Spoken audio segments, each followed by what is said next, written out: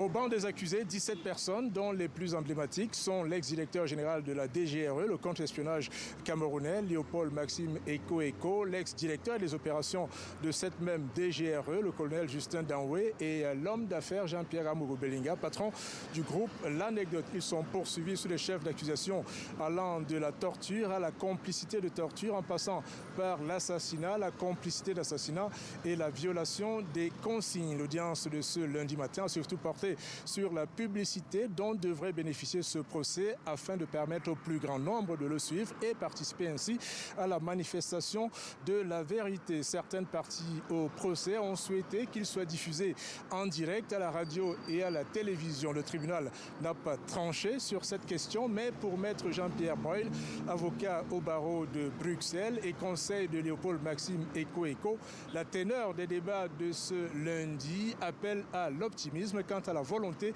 du tribunal de rechercher la vérité dans cette affaire. J'ai trouvé que c'était un bon signal pour l'avenir de ce procès.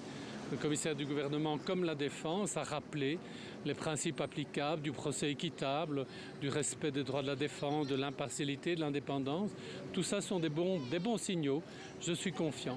Martinez Ogo était un journaliste connu pour ses prises de position contre la corruption et les détournements de fonds de certains pontes du régime. Il avait disparu le 17 janvier 2023. Son corps mutilé et portant des traces de torture avait ensuite été retrouvé 5 jours plus tard à la périphérie de Yaoundé. Le procès sur son assassinat, qui s'est donc ouvert ce lundi ici à Yaoundé, a été renvoyé au 15 avril prochain.